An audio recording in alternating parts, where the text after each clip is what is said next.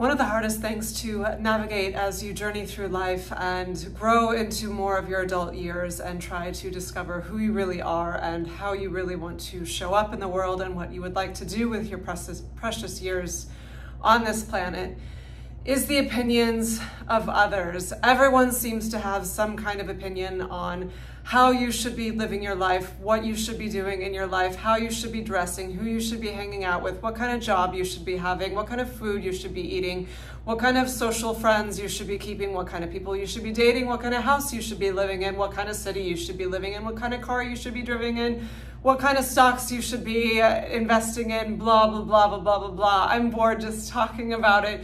But it is everywhere, it is ubiquitous, and while it can be easy to dismiss the opinions of, say, internet trolls like I have to do on a daily basis because it's someone that is a stranger you don't know, the hardest opinions to dismiss can be from well-intending people like your closest friends or your family members who love you, especially when it's your parents and you feel this guilt or like you owe something to perform for them because they raised you, or teachers or mentors or other coaches or co-workers or people just in your social circle, or perhaps people you don't know at all, but they are, whether it's a celebrity or some kind of influencer or athlete that you look up to very much, and they have a certain strong opinion on how you should be living your life, and you feel obligated to live in accordance with that because you look up to this person. And while seeking inspiration from others can be a very good thing, we're all here to help each other.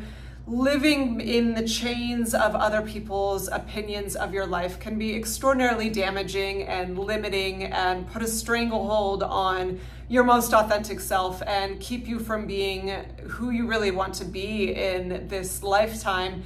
And that can lead to years of just bitterness and regret, or just a lot of anxiety and worry and strain, or people pleasing when you are living your life for someone else. And I certainly have had many years of experience with this. I would say in my younger years, I was a little bit more headstrong and perhaps naive of certain things in the world, but I think my very young self did have a good idea of who I was and how I wanted to be. But then, teenage years come along, and I did leave home at a very young age to go train and try to make the Olympic team for synchronized swimming. So I was outside of a immediate parental guidance system and thrust into a very hardcore competitive athletic sport where it is judged, so things are subjective, and that definitely put my head through a spin of certain things. And then just going through life in my 20s and early 30s and not having a super strong sense of who I was, and then sort of losing myself in a relationship that, while it was a loving relationship,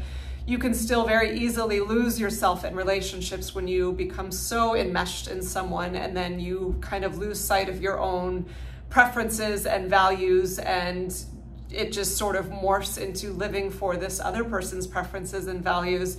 That was a journey I took, but I don't think it's a very unique one at all. I think a lot of people out there are struggling with how to disentangle themselves from the web of other people's opinions and living to fulfill those value systems of other people and please other people, but trying to find their way. And for me now at age 40, while I'm certainly not perfect, and it is a daily practice, and I get triggered all the time by hearing sort of outside noises, again, it's more from people that are in your closer circle that are able to have the most effect on you.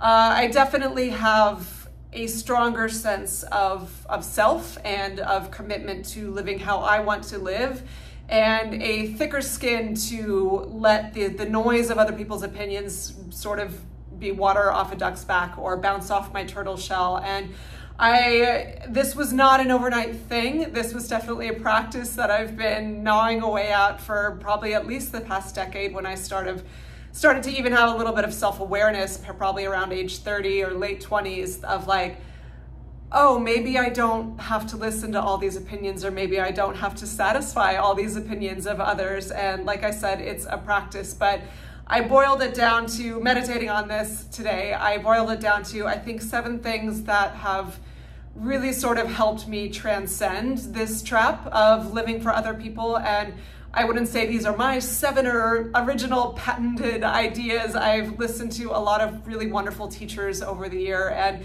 as I go through these, if I remember specifically what teacher said this or where I read it, I will absolutely try to give credit where that credit is due. But I think these are 7 things that anyone could apply to their life and start to see transformation with the daily practice of having the awareness of these things. So without further ado, let's get into it. How I decluttered other people's opinions of my life. Number 1, level the playing field. The realization that no one is actually above you.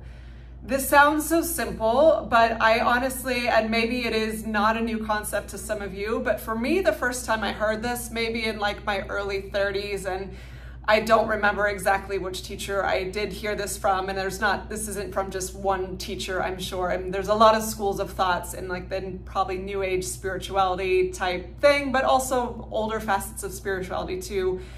This idea that we are all one and we are all very different, but we're all human, and there is no hierarchy. Well, the past has certainly, whether it was racism or classism or sexism or what's still happening today with speciesism, where we say some species like dogs and cats are valuable and others deserve to just spend their life chained up so that we can use them for food, but that's a different video.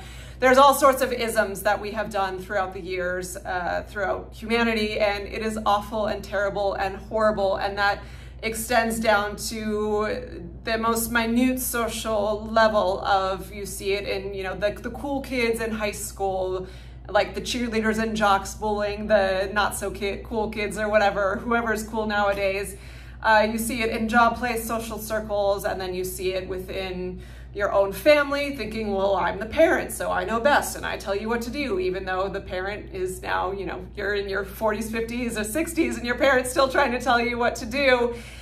These hierarchies, it's just this human nature to try and express dominance and power over other groups, and it's not good, but it is natural, and it's all over the place. And the way to wake up from that is first to see where these hierarchies are playing out in your mind, and then to just sort of break the ice on your mentality of, rather than when you're so used to being in something, you just take it at face value and I'm like, well, this is just how it is. But when I first heard this concept, I was like, well, no, my coaches that I look up to have more authority over me. My parents have more authority over me. My bosses have more authority over me.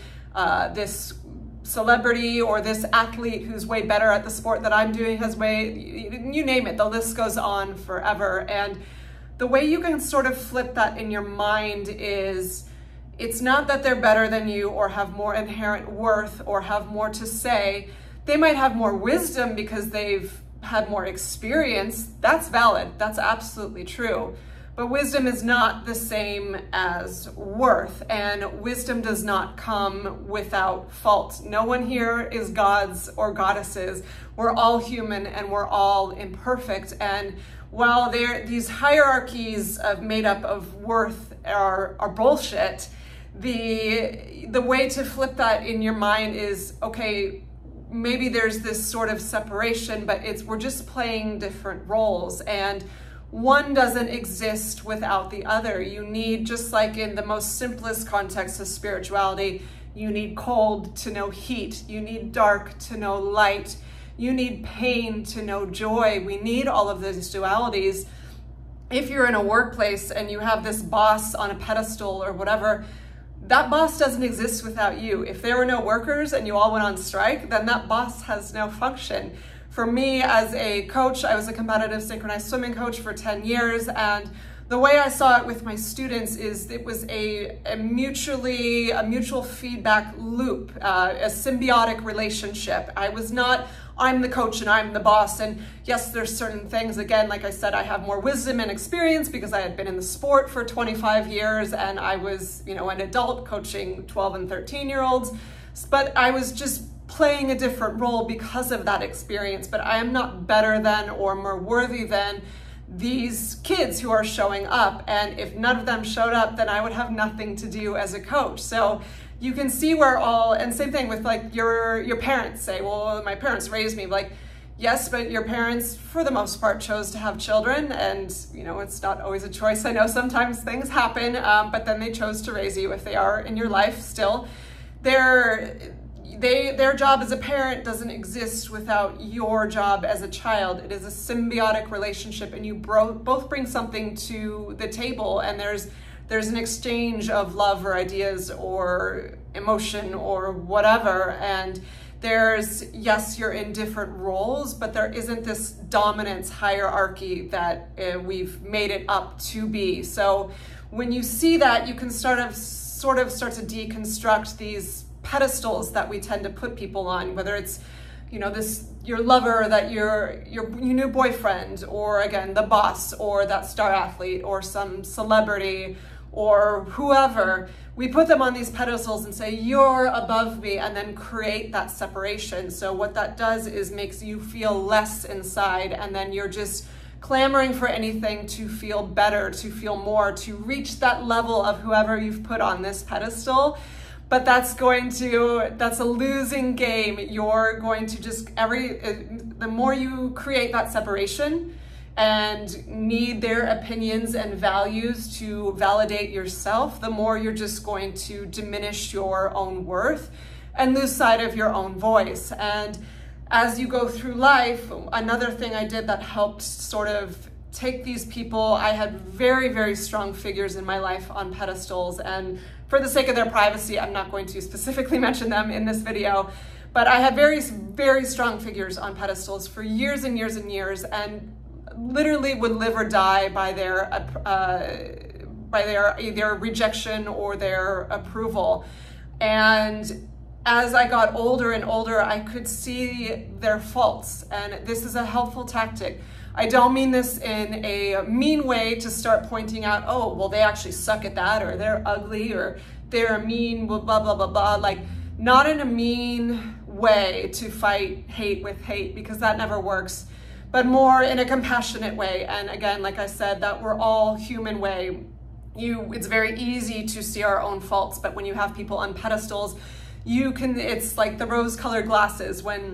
If anyone's ever been in a toxic relationship, unfortunately those happens, you're in love and you see all the wonderful things, but then things go south, or maybe you break up, or you start to see through the cracks. You're like, oh my goodness, there were like 700 red flags, and this person's actually really damaged and is doing really damaging behavior to me. That's not just in relationships, that can be in any human interaction in life. And again, it's not to knock that person down and try and push them down to the ground. That's not the solution, but it's more just leveling the playing field, as I said, and saying everyone is just human. Your parents are just human. I've talked about this in a sort of a separate topic of healing, but so many people have so much animosity towards the parents. They didn't do this, they didn't show up in this way, they ran out, or they were emotionally unavailable, or they yelled too much, or they did blah, blah, blah. And yes, there are some horrible things, but the way to transcend that and to heal is to realize they were just kids who had kids too. And they have so many faults of their own, and they're not perfect. Just because they're your parent and they're raising you, they're not a god. So they're not going to have all the right answers. They're not going to do everything perfectly. They're going to do their best. And just because it's not perfect doesn't mean that they didn't give their best in that moment. And I think that's true in so many circumstances. And when you start to see these faults from, again, not a hateful place, from a compassionate place, like, oh yeah, I struggle with this, but wow, they're actually really struggling with all these other things, that can sort of balance it out, and you don't have so much weight on what this person says, because you're not trying to clamor to their level, you're just all on the same level. Okay, so that is point number one. Point number two, pain is a virus. This is a little bit of an extension of what I was just talking about, but there's an expression out there, hurt people hurt people. That's not just repeating the phrase, but think about it. People that are hurting will cause hurt to other people, and it is 99.9% of the time unconscious. Usually, and most people think, oh, that person did this and did this, most of the time they don't mean to. They're just in such a state of pain themselves that they're just spewing that pain onto other people. It's like you just got caught in the way of it. I mean, an analogy you could think about is when, say, I got shit on by a bird. I was at the park last week and I was like enjoying this nice, like peaceful whatever, and I heard like a ploop. I didn't see it, but then I got in my car and took my hat off and there's a big pile of bird poop on my hat. And did I get mad and shake my fist and be like, oh, what a jerky bird. I can't believe that bird did that to me, just pooping on me. What an asshole. Like, God, birds are the worst. No, it's just an animal like pooping in nature like it does. And I just happened to be caught in the crossfire. And the next time someone is sort of mean to you or says something judgy or rude or just triggering that is very painful, the way to think of that is that's literally just bird shit flying at you. That you got caught in the crossfires of. 90% of the time, even if they're speaking directly to you, it actually has nothing to do with you. This was a concept I learned in, it's a book called The Four Agreements by Don Miguel Ruiz. It's that, and then also the sort of sequel to that is The Mastery of Love. Those books were like my Bibles for a very long time. It's rare that I reread books, but both of those I reread like 3 times because there's so much deep wisdom in them. And that was absolutely for the first time I had heard of the concept of to not worry about someone's opinions, because to me, I had such low self-esteem as a teenager and in my 20s that everyone was above me, like whether it was a close friend or not, or close family or not, or close person at work. I was so bottom of the barrel with how I thought about myself that literally everyone was on a castle above me. And if they said one little mean thing or one little judgy thing, I took it so to heart and just used that as like evidence to see, yeah, I do suck or whatever. But when I first heard that concept, I was like, oh, really? Like, it actually cannot matter what they think. And it's moreover usually has nothing even to do with you. And most people are so caught up in their own dramas that they're not even really thinking about your dramas. Like, we're the master of our own play, but if you're so caught up in everyone else's world, you're gonna lose sight of your own life. You wanna be the main character in your movie, but if you're so caught up on what everyone else thinks and trying to appease them or please them, you're just gonna become a side character. What's the phrase you hear all over the internet? NPC, non-player character, whatever. But coming back to my point of when people spew these judgy opinions on you, especially when you're trying to do something alternative with your life that is not congruent with theirs or whatever, or like a lot of people here are minimalists, or a lot of people here are vegans, and that is against the grain of the mainstream. And I'm sure you've come into contact with a lot of opinions of why are you doing this and blah, blah, blah, blah, blah. And it again can be from very well-intending people that love you per se and are trying to help you, but these opinions in those circumstances are not helping you if it is coming from a hateful or judgmental or mean space. And or even, it can be something simple like you wear a type of dress that you really like and you see a dirty look from someone, and you could take that to heart so much and be like, oh my gosh, I'm not beautiful, or I look overweight, or all these like horrible thoughts we put in our head as women, or that person, they'll never love me or whatever, when really that person could have given a dirty look because of 7,000 other things that happened in their life that day. Or maybe they're even just jealous of you because you look stunning in that dress. That's can often be the case. But at the end of the day, it doesn't really matter because it's not valid. They're just in their mind playing out their own dramas, and they're that seagull flying through the sky, pooping out their anger, pooping out their depression, their anxiety, whatever, and you just got caught in the crossfire of it. So that is point number 2. Point number 3, understand that reality is a projection. This again was a very new concept to me growing up in a very traditional black and white household. My father's a baby boomer, he's of that era. My whole family is from the Midwest, and just very traditional ways of thinking. The sort of like, new agey spirituality stuff that is all over the internet now, and definitely a lot more mainstream, and talking about feelings in a different way is a lot more accessible. I did not grow up with any of this stuff. So the first time I heard this sort of phrase of reality being a projection, I was like, what the hell? I don't even understand what that means at all. And I remember I used to have this tarot deck, and one of the cards was this projection card, and it was like showing this movie coming out of someone. I'm like, what do you mean? Like, reality is what it is. But it's not to say that we're all in this sort of like hallucinogenic total trip where nothing is real, although like some people do go on that spectrum. Like, things are happening here, but it's a more subtle interpretation of that, what projection means. It's really everyone is seeing reality through the lens of their own experience, through the lens of their own dramas, through the lens of how they were raised, through the lens of whatever religion they did or did not grow up with, through the lens of whatever type of pain or trauma they went through the lens of wherever they are from in the world, through the lens of whatever political systems they have or have not been exposed to. It's infinite, and this is what colors people's ideas of facts and what is inherently right or wrong, or what you should or should not be doing. People see things so objectively, and that's why they have such strong opinions. But that's a very limiting way and very myopic way of seeing things, and it's gotten us into a lot of trouble as humans. We have had whole wars started over this, and continue to have wars start over this, because we can't just let other people live their lives. We have to say, nope, oh, you're not doing things how I do things.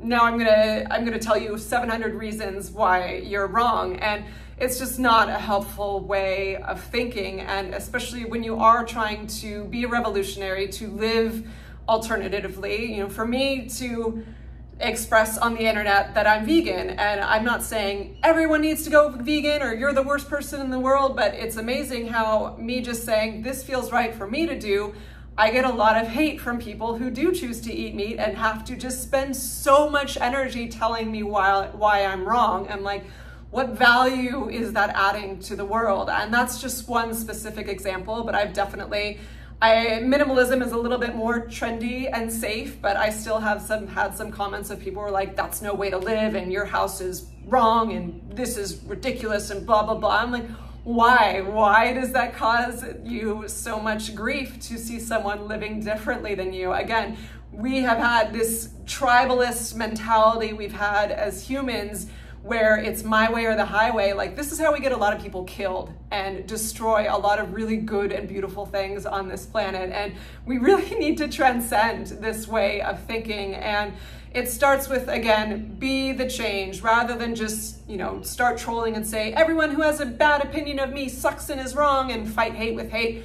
That is not useful. The way to transcend this is to step out of it and not let these things have power over you, and just start understanding when you get these deflections, or that's not the right word, when you get this barrage of opinion and just judgment and meanness or whatever from people, just know that they are actually as insecure as you are. And it's like the bully syndrome. Like, when someone is like smashing their fists down and not supporting the way you live, or saying you need to dress differently or act differently or have a different job or marry a different person or have a better house or blah, blah, blah, blah, blah, blah, blah.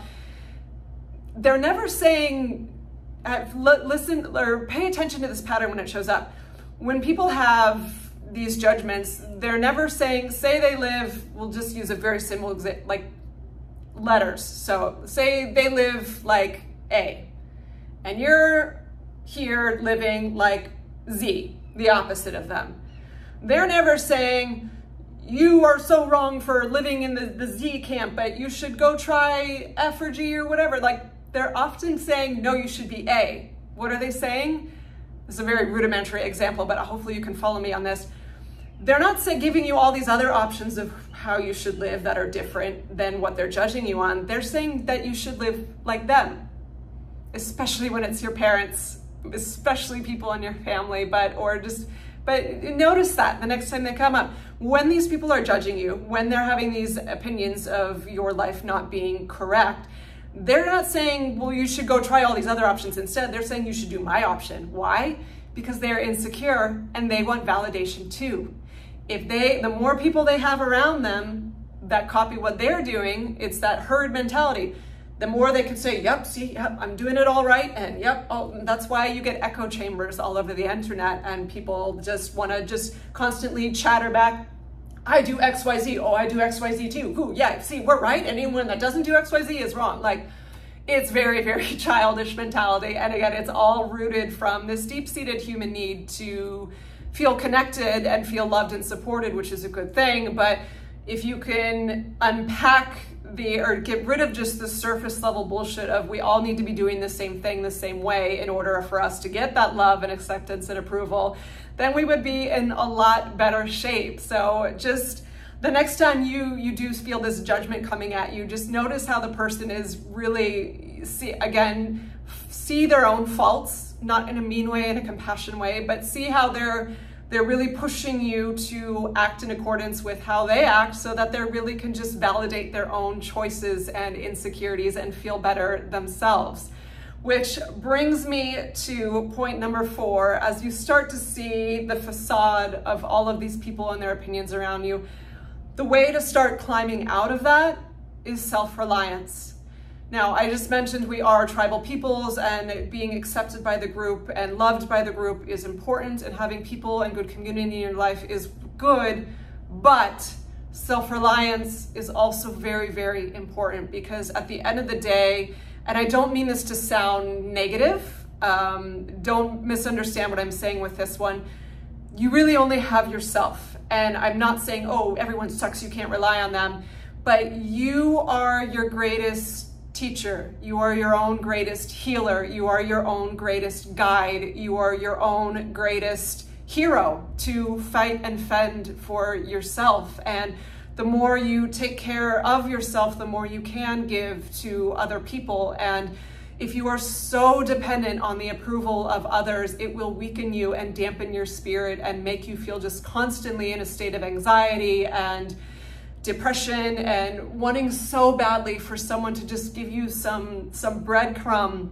of sustenance. And if you pull that back and say, okay, yes, it's nice to have good people in my life, and if you are blessed to have good people in your life, that is a good thing to have gratitude for, but becoming to yourself, having the number one person you should lean on is yourself.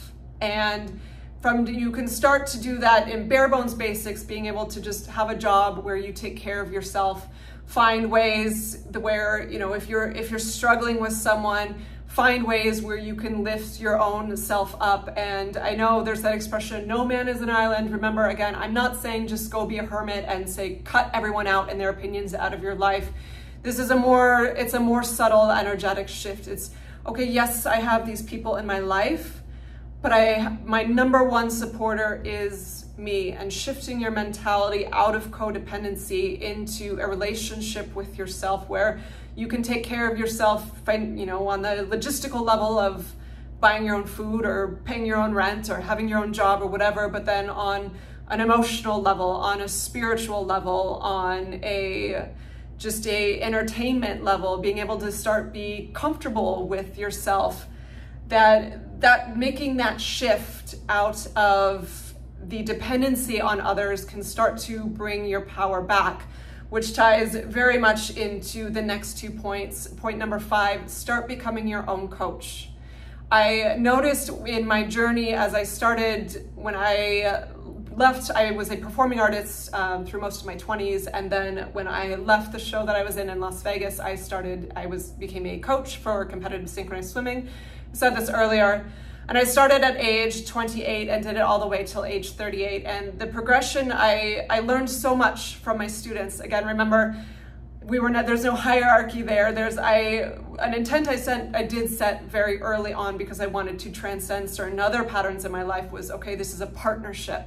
I'm not above these kids. I'm playing a different role because I've been in the sport longer and have experience, but this is a partnership, and I have much to give them, but they have so much to give me. And that definitely was the case. It was incredibly rewarding and a gift to work with these kids. But one of the greatest things they taught me is it's just a reflection of seeing them work through their own insecurities and their need to be validated, and their 13-year-old girls in a competitive sport in a bathing suit, like that is a recipe for disaster for low self-esteem. So as I was finding things to give them insight, to give them to work through their own insecurities, I had to start taking my own advice. I had to start taking my own medicine and listening to my own words on that, because I was still working through my own insecurities and still needing validation from externally.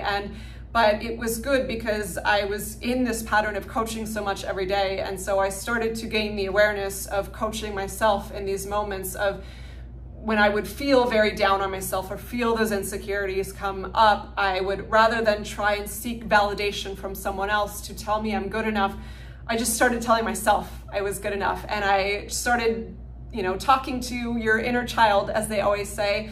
While I was in my, late 20s, early mid 30s at this point, that inner child felt very insecure and unloved and not good enough. So I coached that inner child the same way I would coach my students. And it did start to get better over and over. And as I started to come up to these roadblocks where I did feel not good enough, and rather than waiting for some sort of breadcrumb of validation from someone else, or being absolutely crushed by a negative opinion from someone else, I coached myself through it. And back to that self-reliance point, I was like, I don't need these external people as much because I'm getting myself through this, and I will always show up for myself, and I will always be there for myself. Which brings me to point number 6, becoming your own best friend. I've mentioned so many times that I am a natural introvert, and I probably would define myself as a Sigma type female, in that I can do well in social situations and I do have natural leadership qualities. My default and my very spiritual need is to spend most of my time alone. And there was a trajectory with this that kind of followed the track of my minimalism too, where as a young child, I grew up in Canada, and I was just often out in the woods, in the ravines, playing by myself, and felt so at home just exploring in solitude and nature. And then never really wanted to have sleepover parties and birthday parties, but you just sort of get forced into those things as a kid. I always felt uncomfortable doing them. And then in my 20s and early 30s, I would do all these social obligations more because I was in a relationship and in new circles of friends and jobs, and just thinking I had to do all of these things, and was often very uncomfortable doing them. And it was so draining. And it took really until my mid 30s to realize that it's actually very okay to be alone. And it's not just okay, it's incredibly nourishing and healthy. And I have said before, if you are a natural extrovert and do thrive off of multiple social interactions and always being around a big group, that's a great thing too. I would never force you to say, well, you should just stop having friends. But there is a balance and a practice perhaps you can come into as you are trying to let go of the noise of other people's opinions outside of you, spending more time in solitude and getting comfortable in your own skin and with your own presence and really enjoying your own company will make you less reliant on those outer breadcrumbs of validation. And if someone says something mean or negative, you can go back to all those other principles that I just stated, and then come back into yourself and come back into center and coach yourself through that and say, you know what? I have compassion for that person, but that's their stuff, not mine. And I am here for myself, and I enjoy my own company, and I don't need other people in a codependent way. I can enjoy the company of other people and share life with other people, but I am not reliant on other people to feel good. I can make myself feel good. And the way to do that is to just start spending time on your own and find activities you love to do on your own. Nature is always healing, but maybe you love playing music or painting or knitting or bike riding or whatever.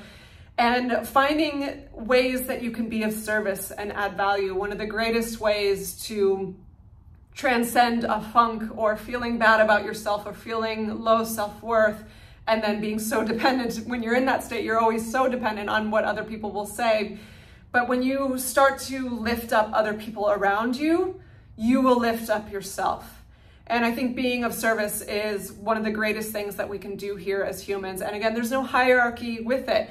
I'm not going to say a doctor is more important than of someone who volunteers at a pet shelter.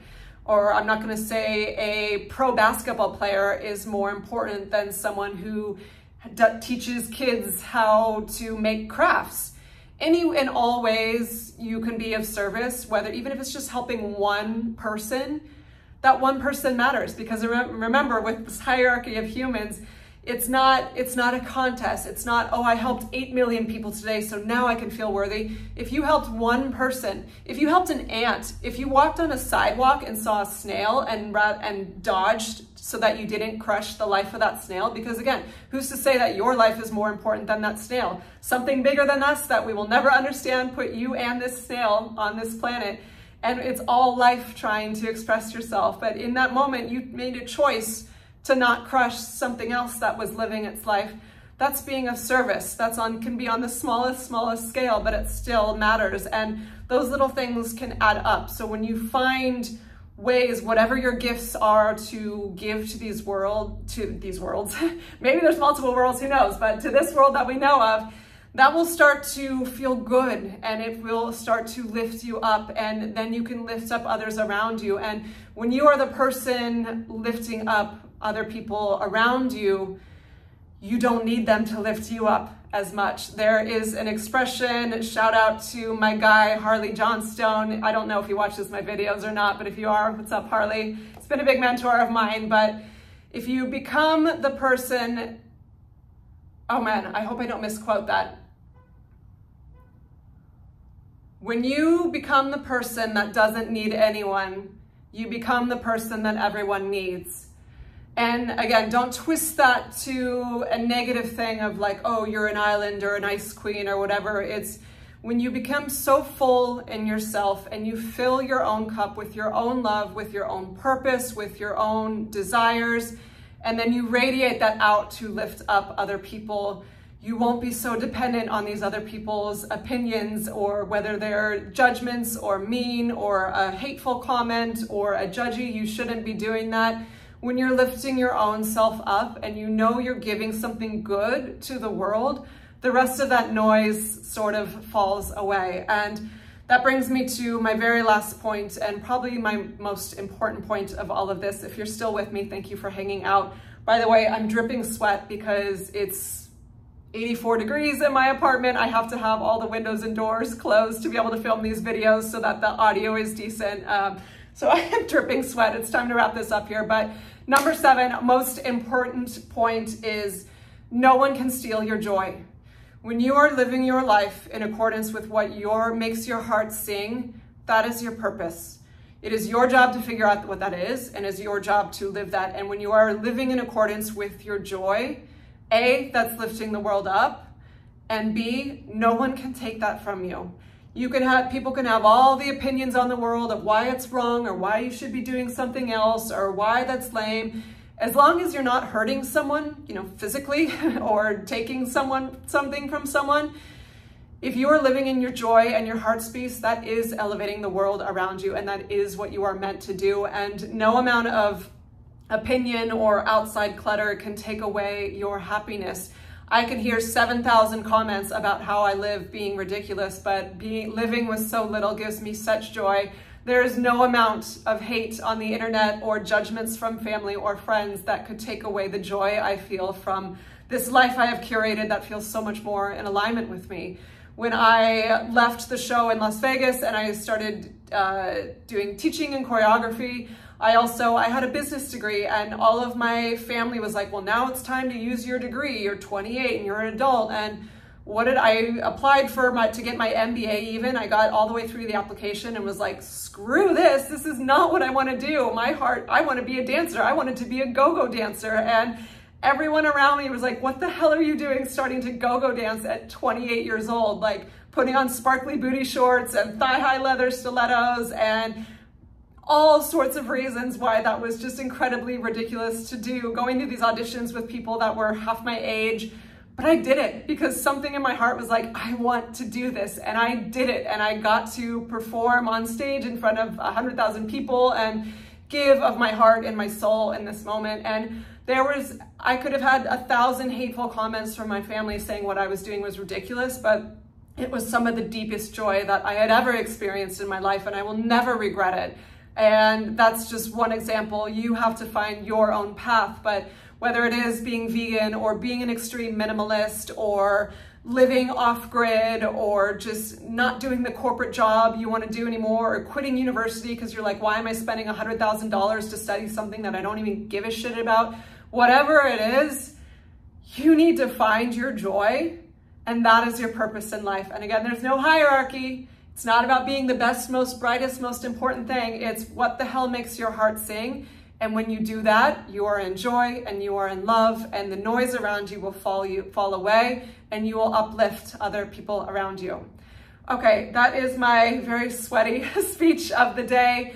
Thank you so much for hanging out and listening. Let me know if this helped at all in the comments. I would love to hear from you, and I will see you in the next video. Bye.